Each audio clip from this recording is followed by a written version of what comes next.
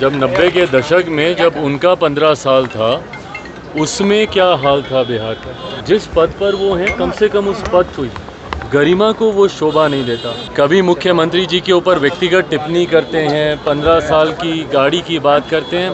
जिस तरीके से कांग्रेस और राजद के भीतर बातचीत का एक अभाव अब देखने को मिल रहा है। जिस तरीके से पहले कांग्रेस उनके सामने नतमस्तक रहती थी, इस बार संभवतः कांग्रेस उस भूमिका में शायद नहीं हो।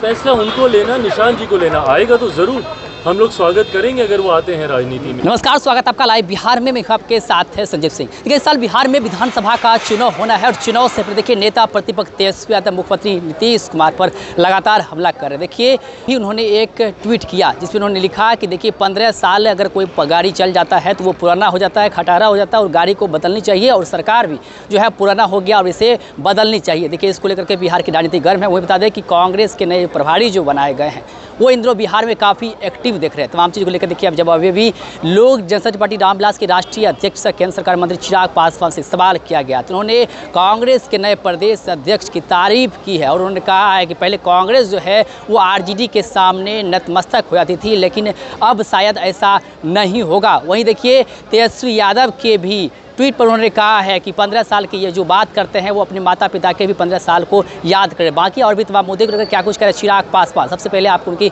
बयानों को सुनिए। ढेर सारी बधाई, हमेशा स्वस्थ रहें, उनका मार्गदर्शन हम लोग को प्राप्त होता रहे।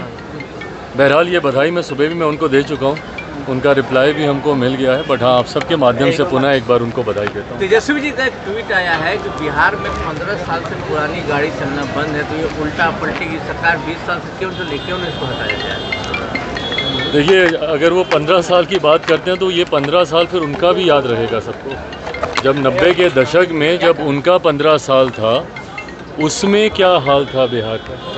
देखिए हकीकत है ये, इस तरीके के बातें करना, नेता प्रतिपक्ष हैं वो, कभी मुख्यमंत्री जी के ऊपर व्यक्तिगत टिप्पणी करते हैं, 15 साल की गाड़ी की बात करते हैं।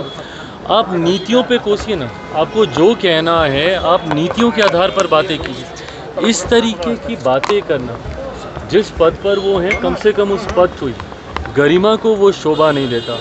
पर बहरहाल मैं इस बात को भी समझ सकता हूँ कि चुनावी वर्ष है और जिस तरीके से हमारा गठबंधन मजबूती के साथ जीत की ओर अग्रसर हो रहा है, जो फीडबैक आ रहे हैं उपचुनाव के, जिस तरीके से परिणाम आए, जिस तरीके से गठबंधन के तमाम नेता एक साथ पूरे प्रदेश का भ्रमण कर रहे हैं, हर दल के सारे प्रदेश अध्यक्ष, पांचों दल के प्रदेश अध्यक्ष एक साथ बिहार के हर एक ज़िले में जाकर संगठन की मजबूती देने का कार्य कर रहे हैं। इन तमाम बातों से परेशानी विपक्ष को ज़रूर है।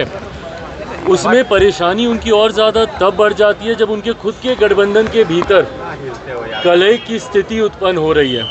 जिस तरीके से कांग्रेस और राजद के भीतर बातचीत का एक अभाव अब देखने को मिल रहा है। जिस तरीके से कांग्रेस के नए प्रभारी आए, वो जिस तरीके से पहले कांग्रेस उनके सामने नतमस्तक रहती थी, इस बार संभवतः कांग्रेस उस भूमिका में शायद नहीं हो।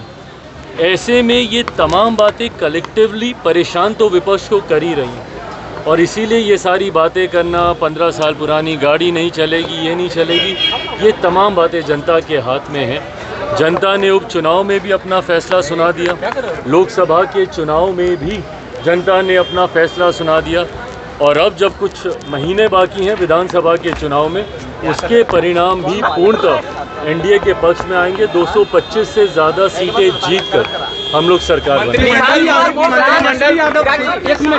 तेजस्वी यादव ने कहा है कि कुछ बीजेपी के नेता और जेडीयू के नेता, कुछ बीजेपी के नेता जेडीयू के नेता मीटिंग कर रहे हैं कि निशांत राजनीति में नहीं आए। तेजस्वी यादव ने कहा, आप वेलकम करेंगे उनको क्या पता है ये?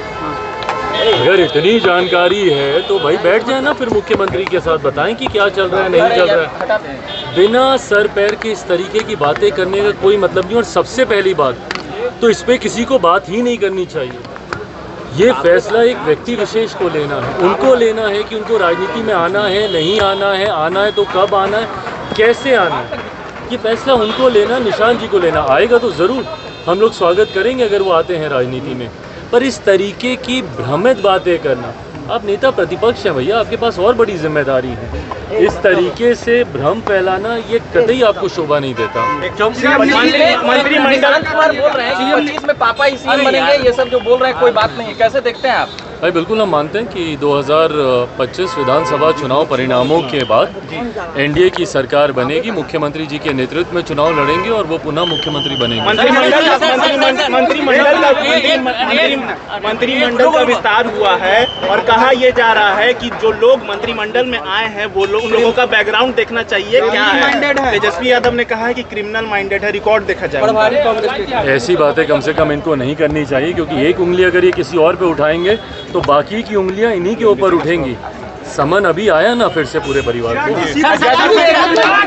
तो आपने सुना कि साफ तौर पे चिराग पासवान ये कहते नजर आ रहे हैं कि देखिए जो 15 साल की बात कर रहे हैं वो अपने माता पिता की जो 15 साल है उनको भी याद करें कि उसमें में बिहार की स्थिति क्या थी। वहीं देखिए कांग्रेस के जो नए प्रभारी बने उसको लेकर के उन्होंने कहा है कि जिस प्रकार से वो लगातार काम कर रहे हैं, इससे यह कम से कम स्पष्ट होता है कि पहले जिस प्रकार से कांग्रेस जो है वो आरजेडी के सामने नतमस्तक हो जाती थी, अब नतमस्तक शायद नहीं होना पड़ेगा। पहले बातचीत का भी अभाव रहता था और देखिए इन दिनों भी जिस प्रकार से कहीं ना कहीं बातचीत में जो है एक दूसरे के जो बन नहीं रहा है उसको लेकर के भी कहीं ना कहीं चिराग पासवान ने तंज कसा है। और निशांत की राजनीति में एंट्री को लेकर के उन्होंने कहा है कि निशांत को लेकर के उन लोगों की सलाह की कोई जरूरत नहीं है, निशांत कुमार जब भी राजनीति में आते हैं तो उनका स्वागत है। देखिए क्या कुछ तमाम चीज़ को लेकर चिराग पासवान वो आपको हम सुना रहे थे। आप भी अपनी राय प्रतिक्रिया हमें कमेंट बॉक्स के माध्यम से दे सकते हैं। आप देखते लाइव बिहार, आप सभी का बहुत बहुत धन्यवाद।